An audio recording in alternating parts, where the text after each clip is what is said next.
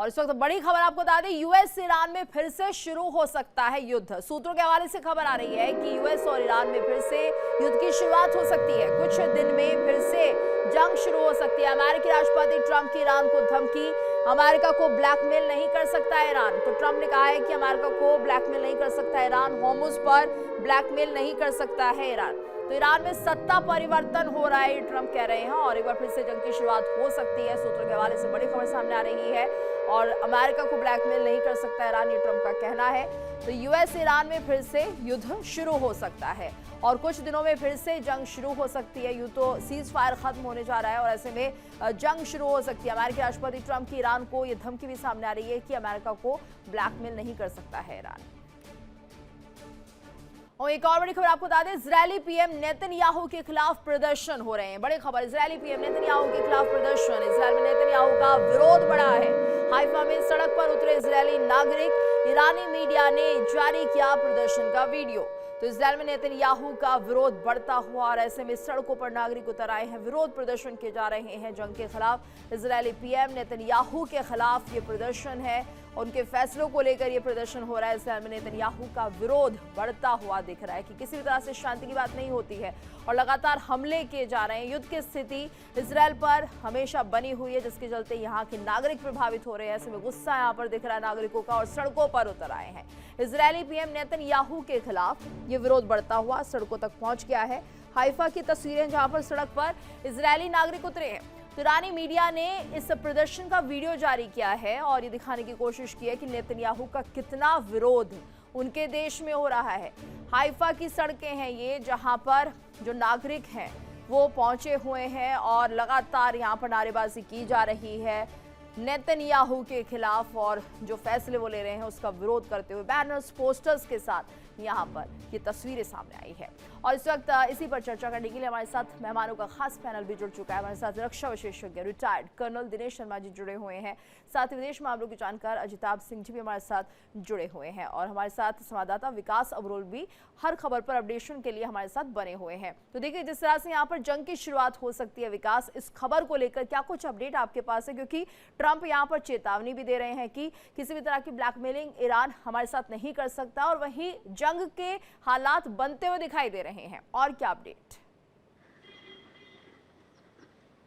बिल्कुल, देखिए, जिस तरह से लगातार बात जो है घूम फिर के होर्मुज स्ट्रेट पे आके अटक रही है, और वहीं पर एक तरफ जहां से ईरान ने होर्मुज स्ट्रेट खोलने की बात कही थी, लेकिन ब्लॉकेट जो है अमेरिका द्वारा लगाए गए थे, ईरानी पोर्ट्स को बंद किया गया था। ऐसे में अब कहीं ना कहीं आर्थिक नुकसान ईरान को हो रहा था, जिसको लेकर उसने एक बार फिर से अब होर्मुज स्ट्रेट पर टोल लगाने की उसको लेकर बात की है, जिसे वो पर्यावरण और सुरक्षा संरक्षण शुल्क का नाम दे रहा है। तो कहीं ना कहीं वो इस समय जो है वो भी आर्थिक स्थिति ईरान की भी ठीक नहीं है। ऐसे में जिस तरह से यूरेनियम को लेके पेज अड़े हुए हैं, जिस तरह से लगातार हम देख रहे हैं, हालांकि इजरायल और लेबनान में शांति की बात तो जरूर की, लेकिन सुबह ऐसी खबरें आई हैं कि फिर से इजरायल ने लेबनान के कुछ इलाकों पे हिजबुल्लाह को निशाना बनाने की कोशिश की।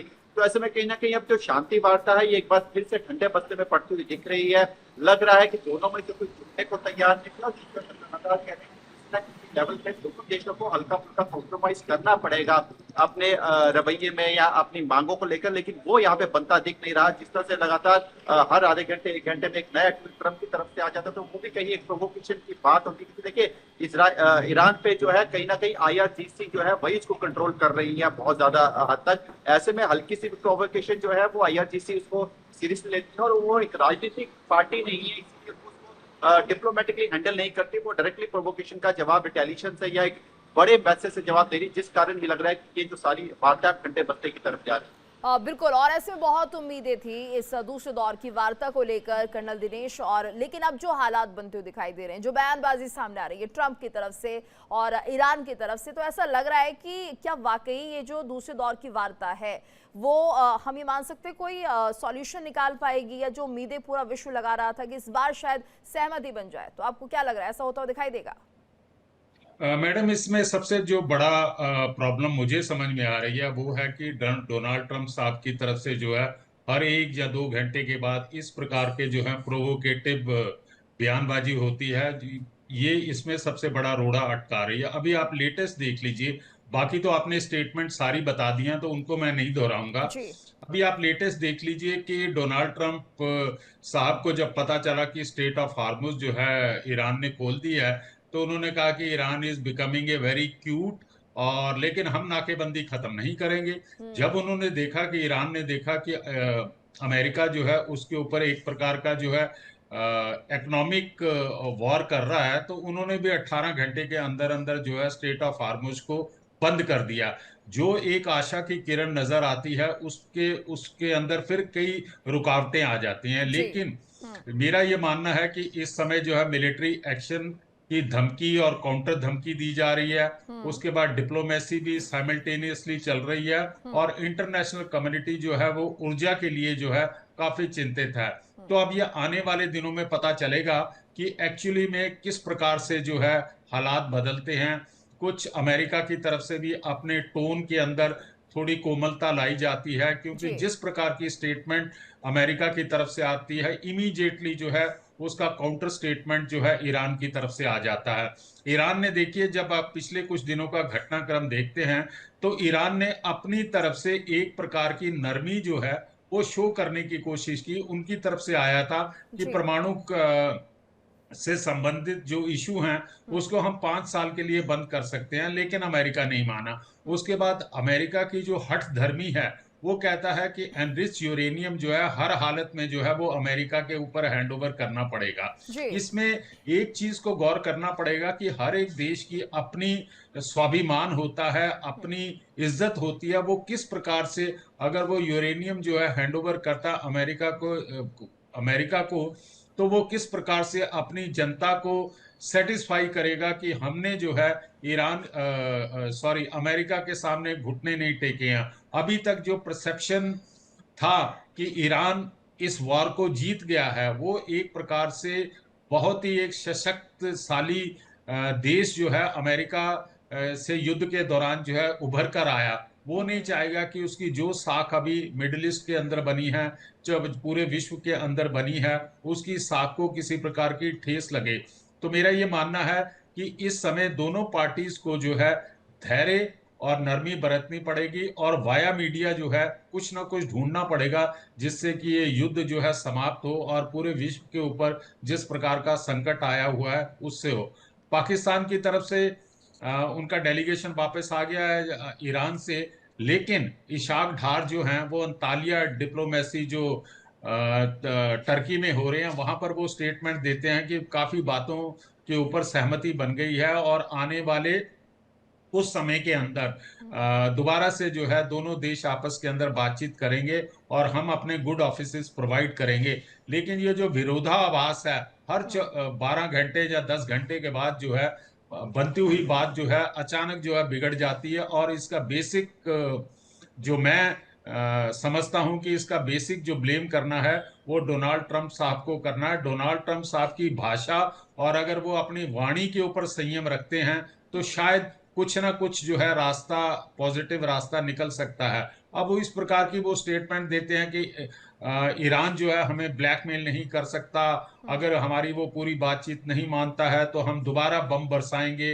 हम दोबारा युद्ध करेंगे, हमने जो है टोटल नाकेबंदी कर दी है। इनकी नाकेबंदी करने से ये सिर्फ ईरान के ऊपर इफेक्ट नहीं पड़ रहा है, इसके साथ साथ बाकी देशों के जो कमर्शियल शिप्स हैं जी। उनके मालिकों के ऊपर या इंश्योरेंस कंपनीज के ऊपर भी एक प्रकार से डर का माहौल बना हुआ। बिल्कुल, अब और इसके साथ साथ चौतरफा इसका इम्पैक्ट दिख रहा है। सर, एक बड़ी खबर आ रही है। ट्रंप ने इजरायली पीएम नेतन्याहू की तारीफ की है। ट्रंप ने यहाँ पर नेतन्याहू की तारीफ की। अमेरिका का सच्चा दोस्त है इजरायल, तो ट्रंप की तरफ से बड़ा बयान सामने आ रहा है, तारीफ करते हुए नजर आ रहे हैं नेतन्याहू की। युद्ध में इजरायल ने अपना लोहा मनवाया है। इजरायल निडर, वफादार और समझदार है, ये ट्रंप जो है नेतन्याहू के लिए बोल रहे हैं, तारीफ करते हुए दिखाई दे रहे हैं। ऐसे में अजिताभ सर, देखिए जिस तरह से पूरा माहौल इस वक्त समझ में आ रहा है, ट्रंप यहाँ पर खुद तो बार बार बयान बदलते हैं, लेकिन वाकई इजरायल जो है वो अपने बयानों पर टिका हुआ है। नेतन्याहू जिस तरह से लीड कर रहे हैं, वो ना तो सीज फायर की बात कहते हैं, अगर कहते हैं तो उस पर कायम रहते हैं, यानी उनके जो वर्ड्स हैं वो कहीं ना कहीं कायम है, जो कह रहे हैं वो कर रहे हैं, और ट्रंप इस बात की तारीफ भी कर रहे हैं। क्या कुछ मायने इसके?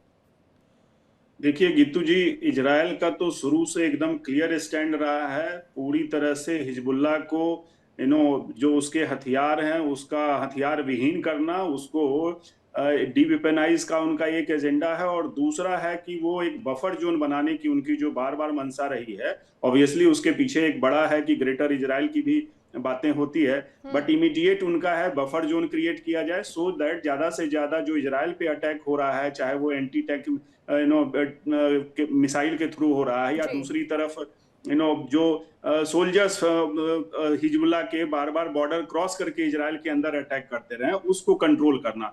और इन दोनों में इजराइल मोटे तौर पे सफल रहा है। उसने बफर जो एक सिक्योरिटी बफर जोन बनाने की बात, वो 10 किलोमीटर अंदर तक उसने लितानी रिवर तक तो बना ही लिया है, वहां उसके सैनिक मौजूद हैं।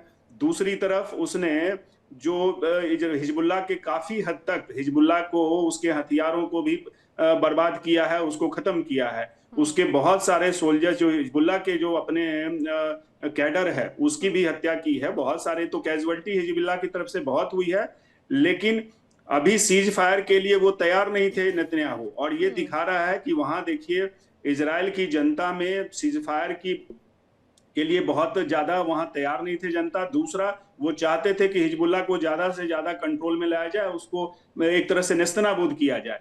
तो उसकी वजह से वो सीज फायर के लिए नेतन्याहू तैयार नहीं थे। लेकिन अमेरिकन राष्ट्रपति के दबाव में मुझे लगता है वो सीज फायर के लिए तैयार हुए हैं। बट वो सीज फायर भी अभी ही छिटपुट, जो देखिए कुछ कुछ ऐसी घटनाएं हो रही हैं जिससे लगता है कि सीज फायर कभी भी पूरी तरह से टूट भी सकता है, क्योंकि वो पोस्चरिंग चल रही है और उसकी वजह से इजराइल मानने को तैयार नहीं होगा। हिजबुल्लाह भी अड़ा हुआ है। हिजबुल्लाह के चीफ का अभी नईम का फिर से स्टेटमेंट आया है कि ये एक तरह से हिजबुल्लाह की बेइज्जती हुई है, हिजबुल्लाह इसको नहीं मानता है। लेकिन इसमें पॉजिटिव ये है कि जो लेबनान की सरकार है उसको एक तरह से एम्पावरमेंट किया है इस सीज फायर ने, क्योंकि अभी तक हिजबुल्लाह की ही प्रिवेल होती थी बातें। पहली दफा ऐसा मुझे लगता है कि लेबनान की सरकार से डायरेक्ट जो बातचीत की बात अमेरिका के थ्रू और इजराइल की बात हो रही है या होने वाली है, इनफैक्ट मीटिंग भी होने वाली है, उससे वहां की लेबनान की सरकार, चुनी हुई सरकार थोड़ी सी इम्बोल्डन होगी, थोड़ी सी ज्यादा ताकतवर होगी राजनीतिक रूप से, और उससे हिजबुल्लाह को कंट्रोल करने में थोड़ी मदद मिल सकती है इन द लॉन्ग टर्म। तो इजराइल के लिए मुझे लगता है ओवरऑल पॉजिटिव जा रहा है। और पीछे जो आप देख लीजिए ट्रंप के जो बयान है, ये उसी का पार्ट है कि इजराइल का मनोबल बढ़ाया रखा जाए, उसको दोस्त बता के, और जिस तरह से कहिए आप एक ये पूरी तरह से एक सोची समझी राजनीति के तहत और नैरेटिव के तरह ये चीजें चल रही हैं। हाँ बिल्कुल।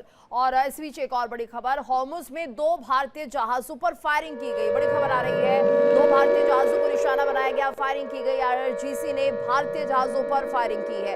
आवाजाही की अनुमति के बाद ये फायरिंग हुई है। तो भारत ने ईरानी राजदूत को तलब किया है। भारतीय जहाज पर फायरिंग केस में तलब किया गया। विदेश मंत्रालय ने बातचीत के लिए बुलाया है। ईरानी राजदूत के तलब करने पर MEA का बयान, हॉर्मुज में फायरिंग पर चिंता जताई है MEA ने, अफसरों तक बात पहुंचाई जाएगी, ये ईरानी राजदूत कह रहे हैं। हॉर्मुज से गुजरने के दौरान ये फायरिंग की थी और ये बड़ी खबर है क्योंकि अब तक भारतीय जहाज बहुत आराम से आवागमन कर रहे थे। और ऐसे में विकास, क्या कुछ अपडेट इसको लेकर मिल रहे हैं, क्योंकि ऐसी उम्मीद नहीं थी? बिल्कुल, देखिए लगातार जिस तरह से कोशिश जो है हॉर्मुज की खुलने की थी, ईरान ने बोला था कि हॉर्मुज को जो खोल दिया गया है जहाजों के लिए, लेकिन जो ब्लॉकेट्स अमेरिका ने लगाए उसके बाद कहीं ना कहीं नुकसान देखा गया पिछले 3-4 दिन में बहुत ज्यादा ईरान को। देखिए ईरान लगातार कहीं ना कहीं अपना तेल बेच रहा था, उसके तेल बिकने से ही उसकी जो है माली हालत सुधर रही थी और वो पूरी चीजों पैसे को यूज कर रहा था अपनी कंट्री पर। लेकिन जैसे ही वो ब्लॉकेट्स उनके पोर्ट पर लगा दिए गए तो उसके बाद जो है उसके पास तेल बेचने के कोई तरीका नहीं रहा, क्योंकि कोई भी जहाज ना पोर्ट पे आ पा रहा था ना जा पा रहा था। ऐसे में उसने इसको काउंटर करने के लिए जितने भी जहाज हॉर्मुज से जा रहे थे, वो एक तरह से ये प्रेशर टैक्टिक्स है वर्ल्ड पे बनाने की कि अब किसी भी जहाज को निकलने नहीं दिया जाएगा। लेकिन एक चीज और बात देखने वाली बात है इसमें कि IRGC जो है वो क्या वाकई ही इसको कमांड कर पा रही है, क्योंकि देखिए जो हालात बने हैं इस समय IRGC के जितने भी बड़े बड़े नेता हैं वो सबके सब अंडरग्राउंड जानते हैं। वो जैसे ही किसी भी तरह से सैटेलाइट या किसी भी तरह से निगरानी में उनकी अमेरिका की नजर में आएंगे तो वहां पर बमबार्डिंग करके उनको मार के गिराया जाएगा। इसीलिए बड़े लेवल से ऑर्डर्स जो है अभी फिलहाल मिल नहीं पा रहे, तो ऐसे छोटे मोटे लेवल पर कहीं ना कहीं ये चीजें हो रही है। लेकिन इसको ईरान को देखना पड़ेगा, क्योंकि जो उसके दोस्त बचे खुचे हैं जो कहीं ना कहीं उसको मदद करने की कोशिश भी कर रहे हैं, चाहे दवाइयों की हो, किसी भी तरह की मदद हो, वो उनको भी दुश्मन डाल रहा है। लेकिन कहीं ना कहीं ये एक वर्ल्ड पर एक प्रेशर बनाने की, ताकि अमेरिका को झुकाया जा सके, एक सिंपल टैक्टिक्स है जिसको लेकर अब अपनी रणनीति ईरान ने चेंज कर दी। जी बिल्कुल, यानी रणनीति चेंज होती हुई ईरान की दिखाई दे रही है, लेकिन भारत के साथ जिस तरह से बर्ताव किया गया उसकी उम्मीद नहीं थी। ऐसे में कर्नल दिलेश सर, ये बताइए कि जो ये पूरे हालात बने हुए भारत के लिए किस तरीके से इसे डील करना पॉसिबल होगा, किस तरह की कूटनीति यहाँ पर देखने को मिल सकती है? क्योंकि एक तरह से बातचीत हुई थी ईरान के साथ भारत की कि जो भारत के जहाज है उन्हें पूरी सेफ्टी दी जाएगी और यहाँ पर वो अपने जहाज को जो आवागमन है वो कर सकते हैं, लेकिन ऐसा नहीं हुआ है, फायरिंग तक कर दी गई है। मैडम, मैं इसको समझ सकता हूँ कि ये एक एक्सेप्शनल केस या एक अलग से घटना है, क्योंकि हमारे जो है ईरान के साथ इस युद्ध के दौरान भी काफी जहाजों का जो है वहां से आवागमन हुआ है। अब जिस समय ये घटना सामने आई है तो विदेश मंत्रालय की तरफ से ईरान के राजदूत को तलब किया गया था, और साथ साथ जो है दूसरा बयान जो है जो सुप्रीम लीडर का रिप्रेजेंटेटिव है भारत के अंदर, उन्होंने जो है बड़ी इसको सीरियसली जो है इस बात को लिया है, और उन्होंने कहा, इस बात के ऊपर जोर दिया कि भारत और ईरान के जो है पिछले 5000 सालों से जो है हिस्टोरिकल और कल्चरल रिलेशन है, और इस बात के लिए जो है उनको पूरी डिटेल्स मालूम नहीं थी। उन्होंने कहा है कि मुझे डिटेल मालूम नहीं है, मैं बैक होम जो है इसके बारे में डिस्कस करूंगा और उन लोगों को कंसर्न अथॉरिटी कह रहे हैं कि कोई गलतफहमी हुई होगी। नहीं, गलतफहमी तो मैडम ऐसा है कि यस, बेनिफिट ऑफ डाउट जो है वो दिया जा सकता है, क्योंकि अभी तक जो है पूरी क्लियर कट पिक्चर नहीं आई है। सिर्फ यही आया है कि हमारे 2 जहाजों के ऊपर फायरिंग हुई है, जिसका इमीडिएटली भारत सरकार ने संज्ञान लिया है और ईरान के राजदूत को बुलाया गया है। लेकिन मुझे लगता है कि इस घटना को जो है दोनों पक्ष जो है आपस में बैठ के सुलझा लेंगे, क्योंकि हमारी और ईरान की जो है संबंध 28 फरवरी के बाद जो है, उससे पहले भी हमारे अच्छे थे। 28 फरवरी के बाद जिस प्रकार से जो है ईरान ने स्पेशल लीवरेज हमें दी और हमने भी जो है रेसिप्रोकेट किया, हमने भी यहाँ से मेडिसिन और ह्यूमैनिटेरियन ग्राउंड्स के ऊपर और ये बहुत बड़ी बात है कि लगातार सहायता भारत की तरफ से पहुंचाई जा रही है, और ऐसे में भारतीय जहाजों पर फायरिंग करना अजिताभ सर वाकई ये सही नहीं था। और अगर गलतफहमी में हुआ है तो ठीक है, सॉर्ट आउट हो जाएंगी चीजें, लेकिन एक एंगल आप इसमें ये भी देख रहे होंगे कि जो बाकी देश हैं, चाइना की बात करें या दूसरे देशों की, उन्हें ऐसा जरूर लगता होगा, अमेरिका को भी लगता होगा कि यहाँ पर भारत के लिए कोई सख्ती नहीं दिखाई जा रही है ईरान की तरफ से, जबकि ऐसा होना चाहिए, क्योंकि भारत भी एक बहुत बड़ा कॉम्पिटिटर बहुत से देशों के लिए बन चुका है। देखिए गीतू जी, मैंने वो वीडियो देखा है जिसमें कि भारतीय जहाज पे अटैक किया जा रहा है, और उसमें ऑडियो क्लियर कट दिखा रहा है कि जो भारतीय जहाज का पायलट था, जो उसने क्रू ने बाजाबता ऑडियो संदेश दे के बोला है वहां के ईरान के जो भी IRGC के कमांडर थे लोकल, कि भाई आपने मुझे अप्रूवल दिया जाने का, तभी मैं जा रहा हूं, तो मुझ पे क्यों गोली चला रहे हो आप? तो अगर आप नहीं चाहते हो तो मैं वापस जाता हूं। ये उसमें क्लियर कट ये वॉइस आ रही है। तो मुझे लगता है ये गलतफहमी की बजाय ज्यादा ये है कि जो लोकल लेवल पे, चूंकि आपको पता है वहां पे इन्होंने जो IRGC ने अपना स्ट्रक्चर पूरा चेंज कर दिया था, जो मोजाइक इनकी स्ट्रेटजी थी उसके तहत, तो लोकल कमांडर्स को इन्होंने एम्पावर किया हुआ है, और लोकल जो इनके IRGC के कमांडर्स हैं वो अपने आप एक्शन लेते हैं और रिएक्शन करते हैं। तो उनकी तरफ से ये हुआ है, ऊपर से ऐसा कोई नहीं होगा, निश्चित रूप से ये लगता है, लेकिन लोकल लेवल पे इन्होंने एक्शन लिया अपना दबदबा बनाने के लिए। कम्युनिकेशन गैप यहाँ पर हो सकता है, ये पॉसिबिलिटी आपको लग रही है? जी, मुझे लगता है कम्युनिकेशन गैप की वजह से, देखिए लोकल लेवल पे वो चाहते हैं कि दबदबा बना के रखें, क्योंकि आप रियलिटी यही है कि ईरान के पास अभी हॉर्मुज ही सबसे बड़ा हथियार है। अगर यहाँ से किसी को भी, फॉर दैट मैटर पाकिस्तान के भी पोत पे अटैक हुआ था, और जैसे इंडिया पे तो अब हुआ है, पाकिस्तान पे तो बहुत पहले हो चुका है, और वेस्टर्न के कई सारे जहाजों पे इस तरह का हुआ है। तो ये दिखाता है कि वो कोशिश कर रहे हैं हॉर्मुज पे जितना ज्यादा से ज्यादा कैप्चर करके रखें, और एक डर बना के रखें। कोशिश कर रहा है कि हॉर्मुज पर कैप्चर रहे। वहीं डोनाल्ड ट्रंप की ये जो कोशिश है कि हम ऐसा नहीं होने देंगे। एक बड़ी खबर, हॉर्मुज पर डोनाल्ड ट्रंप का साफ संदेश। यहाँ पर देखिए, हॉर्मुज स्ट्रेट पर टोल नहीं लगेगा, ट्रंप कह रहे हैं नहीं लगेगा कोई भी टोल। ईरान को ट्रंप ने सीधी चेतावनी दे दी, किसी तरह का टोल होर्मुज स्ट्रेट पर नहीं लगाया जाएगा। साफ संदेश है डोनाल्ड ट्रंप का, होर्मुज को लेकर किसी तरह का टोल यहां पर नहीं लगेगा, किसी तरह की फीस नहीं देनी पड़ेगी। और ऐसे में ईरान को ट्रंप सीधी चेतावनी दे रहे हैं। सुनिए क्या कुछ कह रहे हैं। In the strait, are there going to be restrictions and tolls managed by Iran for ships and vessels passing through? No way. No None way. at all? Nope. No restrictions? None. You talked to me, Mr. President. Restrictions, yeah, there'll be restrictions. You can't do the tolls. No, they're not going to be tolls. तो देखिए Trump बड़े बड़े दावे कर रहे हैं, कोई toll नहीं लगेगा। विकास, क्या कुछ अपडेट आपको मिल रहा है इस खबर को लेकर, क्योंकि ट्रंप हमेशा दावे करते रहते हैं, जमीनी स्तर पर क्या हो रहा है शायद उन्हें पता नहीं है या पता करना नहीं चाहते, अपना दबदबा बनाए रखना चाहते हैं। जी देखिए, बिल्कुल दबदबे की राजनीति है, वो की राजनीति है जो मैं लगातार स्टार्ट से कहता आ रहा हूँ। देखिए, आपने तो बोल दिया, ट्रंप ने तो बोल दिया कि टोल नहीं लगेगा, लेकिन क्या वो सुरक्षा दे पाएंगे उन जहाजों को जो हॉर्मुज से क्रॉस करेंगे? नहीं, वो सुरक्षा नहीं दे पाएंगे। लेकिन वो पोर्ट पे कोई जहाज नहीं लैंड उतरने देंगे जो ईरान के हैं। तो ऐसे में एक तरफ ईरान ने ब्लॉकेट बना के रखा है और एक तरफ अमेरिका ने ब्लॉकेट बना के रखा है। तो ये कहीं ना कहीं पूरी दुनिया के लिए एक बहुत बुरी खबर है। ये जो अर्थव्यवस्था पूरी दुनिया की हिल सकता है, बिकॉज जब पेट्रोल, डीजल, गैस जब नहीं आ पाएगी तो हर चीज के रेट बढ़ेंगे, ट्रांसपोर्टेशन बढ़ेगी, तो उसका आर्थिक नुकसान पूरी दुनिया को होगा। फिलहाल एक किसी ना किसी को थोड़ा सा कॉम्प्रोमाइज करना पड़ेगा, कहीं ना कहीं बैठ के बात सुलझानी पड़ेगी। लेकिन देखिए, इसमें दो चीजें हैं। एक सबसे जो खराब चीज है वो ट्रंप के लगातार बैक टू बैक जो ट्वीट्स आते हैं, जो उनके बार बार मैसेज आते हैं। दूसरा, उन्होंने पाकिस्तान को एक मध्यस्थता करने के लिए बनाया और साहब जानते हैं कि पाकिस्तान जो है वो कठपुतली है अमेरिका की। अगर इसकी जगह किसी और देश को बनाया होता, जिस देश का कहीं ना कहीं ग्लोबली थोड़ा सा नाम होता या जिसका नाम, जिसकी बात चलती, जिसको लोग सुनते, तो शायद कहीं ना कहीं बैठ के जो है बात की जा सकती थी, दोनों देशों को बनाया जा सकता था। यहाँ पर पाकिस्तान वही राह अपनाएगा जो अमेरिका चाहता है, वो किसी भी तरह से मध्यस्थता नहीं कर रहा, वो सिर्फ सहमति एक नहीं बन पोस्टमैन पाएगी। का काम कर अगर रहा है। अमेरिका के कहे में पाकिस्तान चलेगा तो बहुत मुश्किल है कि दोनों देशों के बीच कोई बातचीत बन पाए।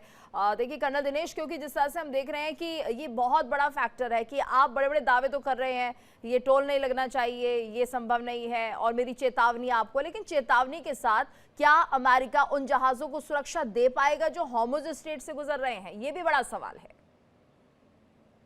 देखिए मैडम, ऐसा है कि डोनाल्ड ट्रंप साहब जो हैं जिस प्रकार के भी स्टेटमेंट दे देते हैं और उसकी कोई खास वैल्यू नहीं रहती है। 1 मिनट के अंदर स्टेटमेंट देंगे, उसके बाद कोई नई स्टेटमेंट ले लेंगे। अभी वो कहेंगे ईरान इज वेरी क्यूट, उसके बाद वो कह देंगे कि अगर वो बात नहीं मानते हैं तो हम दोबारा युद्ध शुरू करेंगे। मुझे नहीं लगता है कि अमेरिका जो है इस समय इस पोजीशन के अंदर है कि वो जितने भी हार्मुज से, स्टेट ऑफ हार्मुज से कई देशों के जो जहाज वहां से गुजरेंगे उन्हें किसी प्रकार के 100% सुरक्षा देने में ये काबिल है। सुरक्षा तो ये जीसीसी कंट्रीज को भी दे रहा था, किस प्रकार की सुरक्षा प्रदान कर पाया। मैं ये नहीं कहूंगा कि जीसीसी कंट्रीज को इसने सुरक्षा नहीं प्रदान की है, पर पूरी तरह से 100% जैसी होनी चाहिए वैसी नहीं की है। और इसके साथ साथ जो है अब अमेरिका जो है अब इस युद्ध को जो है, जैसे इसने अभी स्टेट ऑफ हार्मुज का नाकेबंदी की है, इसके साथ साथ जो कल खबर आ रही थी कि ये पूरे इंडो पैसिफिक के अंदर जो है ईरान से जाने वाले या ईरान का तेल लेके जाने वाले या कहीं भी कनेक्टेड ईरान के साथ जो है ये उन जहाजों को भी रोकेंगे। तो अब आप देखिए कि ये अपना एरिया ऑफ इंटरेस्ट या एरिया ऑफ ऑपरेशन को पूरे इंडो पैसिफिक रीजन के अंदर बढ़ाना चाहते हैं। लेकिन इसके साथ साथ हमें चंद एक बातें और भी ध्यान में रखनी चाहिए कि चाइना की तरफ से जिस प्रकार का रिएक्शन हुआ था जब इनके इनिशियल स्टेजेस के अंदर चाइना के जहाज रोकने की कोशिश की, तो चाइना की तरफ से बहुत हार्श स्टेटमेंट आई थी। जो उनकी स्टेटमेंट थी वो उनके विदेश मंत्रालय से भी आ सकती थी या कहीं से आ सकती थी, लेकिन उनके डिफेंस मिनिस्टर ने कहा कि अगर अमेरिका ने हमारे जहाजों को रोका, हमारे तेल को रोका, तो हम युद्ध के लिए भी तैयार हैं अगर अमेरिका युद्ध करता है। तो इस प्रकार की स्टेटमेंट और प्रेसिडेंट चाइना की तरफ से आई थी कि हमारे स्ट्रैटेजिक संधि समझौता है ईरान के साथ, तो ये जंगल राज नहीं चलेगा, इंटरनेशनल नॉर्म्स के मुताबिक जो है सारे काम होने चाहिए। अमेरिका जो है जितने भी नॉर्म्स है उनको दरकिनारे करके अपनी मर्जी से बिल्कुल। और यहाँ पर जो ये अमेरिका की नाकेबंदी है उसको लेकर भी सवाल उठ रहे हैं कि आप ऐसे जहाजों को नाकाबंदी करके रोक नहीं सकते हैं, तो सवाल अब अमेरिका पर भी है। एक बड़ी खबर सर, होर्मुज पर ईरान के स्पीकर गालिबाफ का बयान सामने आया। होर्मुज पर ईरान के स्पीकर गालिबाफ ने बयान दिया है। होर्मुज पर ईरान का पूरी तरह से नियंत्रण है, ये कहना है उनका। होर्मुज में सुरंगें हटाना युद्ध विराम का उल्लंघन है। तो गालिबाफ सीधे तौर पर ये कह रहे हैं कि अगर आप होर्मुज में सुरंगें हटा रहे हैं तो ये युद्ध विराम का उल्लंघन है। गालिबाफ की तरफ से बयान आया है, क्या कह रहे हैं सुनाते हैं आपको। مردم عزیز ما تنگه در کنترل جمهوری اسلامی است. خاطرتون هست که مینروب بخواد بفرسته مینروبی کنه، خب ما اینا رو محکم ایستادیم، برخورد کردیم، اینا رو لغو آتش بس میدونستیم و گفتن اگه این اقدام بکنید میزنیم. تا مرحله درگیری هم رفتیم، اونا عقب نشینی کردن. اونجا که بودم برادر اون آقا عبداللهی با من تماس داشت، میگفت مینروب اینا اومده در جای قرار گرفته که اگر اینجا نایسته حتما موشک ما بهش اصابت میکنه. من اونجا به هیئت آمریکایی گفتم تو این مرزیم، اگر از این جلوتر بیاد قطعا میزنیم. 15 دقیقه فقط از ما وقت خواستن. گفتم آقا 15 دقیقه وقت بدیم، ما دستور میدیم که برگردن و دستور دادم برگشت. بعد برگشتش هم عبداللهی با اون تماس داشت که آره 15 دقیقه واسه الان برگشت. یعنی نگاه کنید، لذا اگر امروز در تنگه هم ترددی داره انجام میشه و پیش میره، ما کنترل تنگه دست ماست. الان اینا 2 روز 3 روز آمدن محاصره کردن. محاصره یعنی چی؟ یعنی همه بیان برن، ایران نره. عجب تصمیم ناشیانه و نادانی. خب اگر اینجا تنگه هست، ما هستیم و همه اونهایی که از اینجا میخوان برن همه برن، ما نریم، مگه ये امکان पजीर है? तो देखिए गालिबाफ का ये बड़ा बयान है और ऐसे में चिंता भी जता रहे हैं, एक तरह से दुख भी उनका दिख रहा है कि उनके पास ऑप्शन बची नहीं है। लेकिन जिस तरह से वो डील कर रहे हैं यहाँ पर अजिताभ सर, ये बहुत ज़रूरी है। बहुत अच्छी टैक्टिक्स उनकी है कि पहले आप नाकाबंदी लगा रहे हैं उसे ख़त्म कर दें, उसके बाद स्ट्रेट ऑफ हॉर्मुज से निकल जाए अगर, क्योंकि जिस तरह से हम देख रहे हैं ईरान के जहाज़ लगातार नाकेबंदी में फंस रहे हैं, नष्ट हो रहे हैं। तो अब एक तरह से यहाँ पर डील की जा रही है ईरान की तरफ से कि आप अपनी नाकेबंदी हटाइए, नहीं हटाएंगे तो हमारा भी इसी तरह से नियंत्रण जो है हॉर्मुज पर जारी रहेगा। देखिए गीतू जी, ये अमेरिका की एकदम सोची समझी रणनीति कह लीजिए, मिलिट्री पोस्चरिंग कह लीजिए, वो फॉलो कर रहे हैं। पहले उन्होंने जो ऑपरेशन एपिक फ्यूरी चलाया, उसका दूसरा फेज उन्होंने ऑपरेशन इकोनॉमिक फ्यूरी की बात की, और वही इकोनॉमिक फ्यूरी जो आर्थिक नाकाबंदी एक तरह से की, बिकॉज अमेरिका को ये रियलाइज हुआ, उसकी गलती का एहसास हुआ कि अगर हम चाइना के शिप्स को जाने दें, ईरान को तेल बेचने दें, तो फिर तो ईरान के पास इतनी फंडिंग हो रही है कि वो वार कंटिन्यू रहेगा। तो इसको उन्होंने रेक्टिफाई करते हुए वहां पे आर्थिक नाकेबंदी की, और खास करके ईरान के तरफ से जो उसके बंदरगाह से जो निकल रहे थे तेल के टैंकर और वो चीन की ओर जा रहे थे, चीन को ही ज्यादा 90% सप्लाई वहां से होता है, उसको रोकने के लिए इन्होंने पहले हॉर्मुज की नाकाबंदी की। अब उसके अलावा अब इन्होंने कहा कि भाई चीन को जो रास्ते में भी है उसको भी रोका जाए, और प्रेशर डालने के लिए ईरान पे अब उन्होंने इंडो पैसिफिक तक वो अपना जो एरिया ऑफ ऑपरेशन कह लीजिए और एरिया ऑफ प्रेशर कह लीजिए वो वहां तक बढ़ा दिया है। तो ये निश्चित रूप से ईरान के लिए तो बहुत बड़ा लॉस है, क्योंकि उसकी फंडिंग रुक जाएगी। चाइना से जो सपोर्ट इधर से आ रहा है या जो तेल बेच रहा है वो एक तरह से उसका गला घोटने की बात हो रही है। तो ऑब्वियसली ईरान इसको तो बर्दाश्त नहीं करेगा, और ईरान का ये एक हथियार भी है। तो इस वजह से उसने अब देखा कि कोई उपाय नहीं है, तो उसने वहां पूरी तरह से वो भी नाकेबंदी की बात कर रहा है। जो बीच में उसने कहा कि कॉमर्शियल शिप्स को हम जाने देंगे, अब उस पर भी उसने रोक लगा दी। तो ये बेसिकली पॉस्चरिंग है, ज्यादा से ज्यादा वार्ता से पहले एक तरह से कह लीजिए कि मनोवैज्ञानिक और आर्थिक दोनों तरह से प्रेशर देने की कोशिश अमेरिका की भी है, और ईरान भी अपनी भरसक प्रयास कर रहा है कि जब हम वार्ता पे जाएं उससे पहले एक स्ट्रेंथ पे हम चले जाएं, नहीं तो फिर अमेरिका तो इनको छोड़ेगा नहीं। तो ये मिला जुला के ये एक नैरेटिव सेट करके प्रेशर टैक्टिक्स को एक तरफ से हटाने की भी कोशिश है और बढ़ाने की भी कोशिश है, और ये जब तक ये वार्ता का फाइनल ना हो जाए तब तक ऐसे ही चलता रहेगा, ये बढ़ता रहेगा। जी, बिल्कुल। और ऐसे में देखिए जिस तरह से पूरा माहौल इस वक्त बना हुआ है, इसे समझना भी जरूरी होगा, क्योंकि दूसरे दौर की वार्ता जो है वो इस वक्त रुकती और अटकती हुई नजर आ रही है। कर्नल दिनेश, जो उम्मीदें लग रही थी वो अब थोड़ी कम होने लगी है कि दूसरे दौर की वार्ता में भी कहीं ना कहीं यही मामले जो है वो अटक ना जाए, और जो उम्मीद लगाए पूरा विश्व बैठा है कहीं उस पर पानी ना फिर जाए। देखिए मैम, एक मिलिट्री मैन होने के नाते मैं ये समझूंगा कि इस समय जो अमेरिका ने किया, बाकी बातें आप छोड़ दीजिए, जो अमेरिका की इस समय की टैक्टिक्स है ये बहुत ज्यादा कारगर सिद्ध होने वाली है। जिस प्रकार से ईरान का जो इन्होंने इकोनॉमिक ब्लॉकेड किया हुआ है, जी। उससे वाकई में ही ईरान के अंदरूनी हालतों के ऊपर बहुत ज्यादा असर पड़ रहा है। कई मीडिया रिपोर्ट्स के अंदर खबर आ रही है कि ईरान के पास जो है अपने एम्प्लॉयज को सैलरी देने के पैसे नहीं है।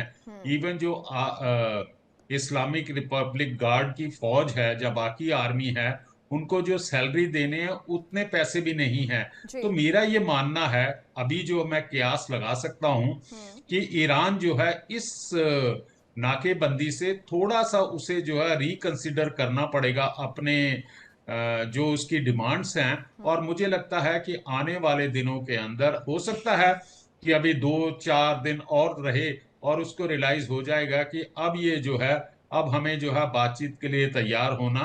उसके लिए ये भी हो सकता है कि 22 अप्रैल के बाद कुछ दिनों के लिए जो है सीज फायर बढ़ा दिया जाए, ताकि ईरान को कुछ समय दिया जाए और सोच विचार करने के लिए, और साइमल्टेनियसली जो है आपके डिप्लोमेटिक एफर्ट्स जो हैं वो बढ़ाए जाएंगे। जो बैकडोर चैनल्स जो बातचीत हो रही है उसको बढ़ाया जाए। और मेरा ये मानना है जी। कि शायद अमेरिका ने पहली दफा जो है एक कारगर टैक्टिक्स अपनाकर ये जो है नाकेबंदी की है, और इसका जो है उनको कुछ ना कुछ जो है इसका फायदा होगा बातचीत के टेबल के ऊपर। ठीक है सर।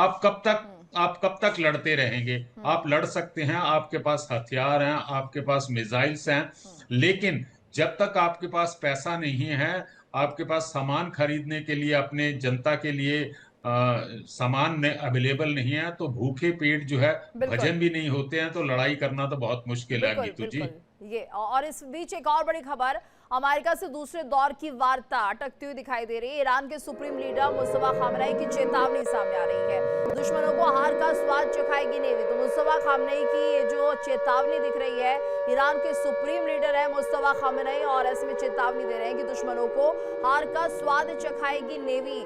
विकास, तो देखिए मुस्तफा खामनेई को लेकर अभी कुछ सामने नहीं आया है, कहां पर छिपे हैं, क्या है, किस तरीके से वो फैसले ले सकते हैं, लेकिन ये बयान जरूर सामने आ गया कि चेतावनी दे रहे हैं मुस्तफा खामनेई। और कहा यह भी जा रहा है जिस तरह से मीडिया उनको प्रचारित कर रहा है, और एक तरह से ईरान की तरफ से भी ये एक रणनीति है। देखिए जिस प्रकार से स्टेटमेंट जो है, जो कर्नल आप मुझसे पूछ रहे हैं मैडम। नहीं कर्नल दिनेश माफ कीजिएगा, मेरे संवाददाता बने हुए हैं, वो अपडेट इस पर देंगे हमें जरा। विकास जी बिल्कुल, देखिए लगातार आईआरजीसी जो है इस तरह से बयानबाजी जरूर उनकी तरफ से आ रही, क्योंकि खामेनेई क्या वाकई अभी लाइव है या नहीं है इसके बारे में कोई खबर नहीं आ रही, उनके किसी भी तरह का कोई अपना खुद का लाइव प्रचार नहीं हुआ है। तो ऐसे में ये एक टैक्टिक्स राजनीति जो है, ये टैक्टिक्स ऑफ वॉर कह सकते हैं, दोनों देश खेल रहे हैं, अमेरिका भी खेल रहा है और ईरान भी इस पर लगातार पलट वार कर रहे हैं। जहाँ पर हम लगातार देख रहे थे पहले ईरान और अमेरिका में मिसाइल्स का आदान प्रदान हो रहा था एक के बाद दूसरी, अब ये एक स्पीच के जरिए, एक मैसेजेस के जरिए, एक ट्वीट्स के जरिए जो है आपस में जंग लड़ी जा रही है। हालांकि बात वही है कि दोनों जो है झुकने को तैयार नहीं है। ऐसे में कहीं ना कहीं नुकसान जो है पूरी दुनिया का होगा, लेकिन ये बात समझनी होगी कि दोनों देशों को कहीं बैठकर बात करनी होगी और बीच में तीसरा देश माफ कीजिएगा ऐसा डाला जाए जिसकी बात दोनों देश सुनने वाले हों, जो सिर्फ पपेट ना हो। ऐसे में कहीं ना कहीं अब अमेरिका को भी थोड़ी सी रणनीति बदलनी होगी और ईरान को भी ध्यान देना होगा कि किन चीजों पे बात हो सके। देखिए सबसे बड़ी बात दो ही सब पेज पर है, यूरेनियम का जो खबरें सामने आ रही हैं, दूसरा जो है हॉर्मुज का। हॉर्मुज में दोनों कंट्री झुकने को तैयार नहीं है और यूरेनियम के जो एनरिचमेंट है, यानी जिसे हम कह सकते हैं उसके संवर्धन के लिए लगातार जो है जो ब्लॉकेज की बात बन रही है। जहां ईरान 5 साल के लिए कह रहा है, वहीं पे अमेरिका 20 साल तक का हो। तो कहीं ना कहीं बीच का रास्ता निकालना बहुत जरूरी है। दोनों देश अगर अपनी बातों पर अटके रहेंगे तो संधि नहीं हो पाएगी, शांति वार्ता नहीं हो पाएगी। दोनों और देशों बहुत को एक जरूरी है प्लेटफॉर्म पे आना पड़ेगा और विकास, दोनों प्लेटफॉर्म के लिए देश एक प्लेटफॉर्म पर जब आ रहे हैं, कुछ बातों में यहाँ पर दोनों देशों में से थोड़ी थोड़ी जो है झुकना पड़ेगा दोनों की तरफ से, तभी ये जो बातचीत है पीस टॉक पीसफुली हो पाएगी। अजिताभ सर, देखिए ये जो दूसरे दौर की वार्ता होनी है वो तो सही है, लेकिन उससे पहले मुस्तफा खामेनेई चेतावनी दे रहे हैं, जिनका अस्तित्व भी अभी समझ नहीं आ रहा है कि कहाँ पर छिपे हैं, और अभी अचानक से वो कैसे निकल आते हैं चेतावनी देने के लिए। ये भी अपने आप में ऐसा लग रहा है कि कहाँ उन्हें छुपाया हुआ है, या सिर्फ एक तरह से रणनीति बनाई गई है कि एक दबदबा हम भी कायम कर दें कि हमारे पास भी अभी हमारे नेता बचे हुए हैं। देखिए गिट्टू जी, इसके पीछे सीधे सीधे है कि उसकी जो IRGC है वो डायरेक्ट रिपोर्ट करती है मुस्तफा खामेनेई, अगर वो जिंदा है या ना है, एक तो वो अपनी संशय अपनी जगह है, बट मेन है कि एज ए मिलिट्री हेड या IRGC उन्हीं को रिपोर्ट करती है, सुप्रीम लीडर को रिपोर्ट करती रही है। तो उस केस में एक सुप्रीम लीडर की तरफ से स्टेटमेंट आना मींस IRGC का मनोबल और हाई करना, बनाए रखना, क्योंकि जो अमेरिका ने जिस तरह से तबाही मचाई है IRGC की या ईरान के नेवी की या एयरफोर्स की, उससे निश्चित रूप से वो बहुत डाउन चले गए थे। लेकिन दूसरी तरफ जो उन्होंने अभी तक लगभग 1.5 महीने से ऊपर ये चल रहा है, और एक तरह से कह लीजिए कि ईरान अभी भी झुकने की स्थिति में नहीं है। निश्चित रूप से उसने अपने आप को साबित किया अमेरिका जैसे सुपर पावर के अगेंस्ट में, ये बहुत बड़ी उपलब्धि है। और कुछ ऐसे जो खबरें आई है कि F-35 को गिरा दिया, या ऐसे बहुत सारे अमेरिका के टारगेट को उसने नष्ट किया, उसके 13 बेसेस को भी एक तरह से अटैक किया, तो ये सारी चीजें एक पॉजिटिव जो उसकी तरफ से आई है, उसका वो चाहते हैं कि इसको कंटिन्यू रखा जाए, सो दैट कि आगे जब बातचीत की टेबल पे जाए तो वो IRGC का स्ट्रेंथ और जो पॉलिटिकल नैरेटिव्स या जो अभी बातचीत चल रही है उसको हम लेके पॉजिटिव वहां पे कुछ ईरान के फेवर में कर पाए, ये उद्देश्य है। बिल्कुल, और ऐसे में देखिए कर्नल दिनेश, ये जो पूरा उद्देश्य है, कहीं ना कहीं अर्थव्यवस्था तो चरमरा जा चुकी है ईरान की, माना जा रहा है, और ये सिर्फ ऐसे ही है कि जवाबी कार्रवाई जवाब हम देना चाहते हैं, हम डरे नहीं हैं, ये बाहरी तौर पर ऐसा दिख रहा है। दूसरा ये कि स्ट्रेट ऑफ हॉर्मुज़ एक ऐसा बड़ा पॉइंट है जिसके चलते कहीं ना कहीं अमेरिका की नाक में दम हुआ है, और यही एक वजह है जिसके चलते बार बार हॉर्मुज़ पर नए बयान आ रहे हैं कि यहाँ पर ना तो हम टोल जो है हटने देंगे, ना इस रास्ते से जहाज़ों को गुजरने देंगे। तो अब ईरान के पास बस यही एक ऐसा पॉइंट बचा है जिसको लेकर उसे लगता है कि वो थोड़ी मजबूत कंडीशन में है। गीतू जी, ईरान ने सोचा कि उसके पास परमाणु बम तो है नहीं है, लेकिन अभी जो है युद्ध के दौरान जो है उसने रियलाइज किया कि ये सबसे बड़ा जो है उसका स्ट्रेटेजिक रिजर्व होगा, या स्ट्रेटेजिक वेपन होगा अगर वो स्ट्रेट ऑफ हार्मुज को बंद कर देता। उसका बेसिक एम जो था स्ट्रेट ऑफ हार्मुज को बंद करना, कि पूरे वर्ल्ड का जो है ध्यान इसके ऊपर आकर्षित होगा, क्योंकि जैसा कि हम सबने देखा था युद्ध की शुरुआत में, जहां पहले हफ्ते या 10 दिन के अंदर जो है पूरा विश्व तो नहीं, मैं कहूंगा कि काफी कंट्रीज जो हैं वो एक मूक दर्शक की तरह जो है वो देखते रहे। उन्होंने सोचा कि युद्ध कुछ दिनों में समाप्त हो जाएगा और हम इस युद्ध के अंदर जो है किसी भी प्रकार का जो है डायरेक्ट पार्टिसिपेशन नहीं करना चाहते, चाहे वो यूरोपियन यूनियन हो या नाटो हो। खैर, नाटो के और बाकी कंट्रीज का एक और कारण भी था कि जिस प्रकार से डोनाल्ड ट्रंप साहब का बिहेवियर था, चाहे यूरोप या नाटो या बाकी उनके जो मित्र देश थे, तो उन्होंने जो है एक रिस्पेक्टेबल डिस्टेंस जो है डोनाल्ड ट्रंप से मेंटेन किया, और उन्होंने कहा कि हम जो है इस युद्ध के अंदर किसी प्रकार से पार्टिसिपेट नहीं करेंगे। खैर, जैसे जैसे युद्ध बढ़ा और उसके बाद स्ट्रेट ऑफ हार्मुज जो है बंद हुआ, तो पूरे विश्व की अर्थव्यवस्था के ऊपर एक प्रकार से ऊर्जा क्राइसिस हो गया। तो उसके बाद जो है जो शक्तियां हैं, विश्व शक्तियां हैं, वो जागी, और उन्होंने जो हाल के अंदर जो लेटेस्ट डेवलपमेंट हुई है मैडम, जो फ्राइडे को ये यूके और फ्रांस ने जो है सबमिट किया है, 40 देशों का सबमिट किया, और वहां पर एक सहमति बनी है कि हम एक इंटरनेशनल बॉडी बनाएंगे, एक प्रकार का डिफेंसिव पीसफुल मैकेनिज्म बनाएंगे, जिससे कि समुद्र के द्वारा जो व्यापार होने वाला है उसको हम लागू रखेंगे। नया विकल्प जो है इस जंग से निकलकर सामने आने जा रहा है, और वर्ल्ड ऑर्डर भी यहाँ पर बदलता हुआ नजर आएगा, लेकिन देखना होगा कि कब तक ये सब संभव हो पाएगा, कैसे होगा। धन्यवाद करना चाहेंगे आप सभी का हमारे साथ इस चर्चा में जुड़ने के लिए। देखिए इंडिया डेली 24/7 अब आपकी स्मार्ट टीवी पर। इंडिया डेली मौजूद है सभी डिजिटल प्लेटफॉर्म पर लाइव और लगातार। इंडिया डेली 24/7 हर दिन राष्ट्र को समर्पित।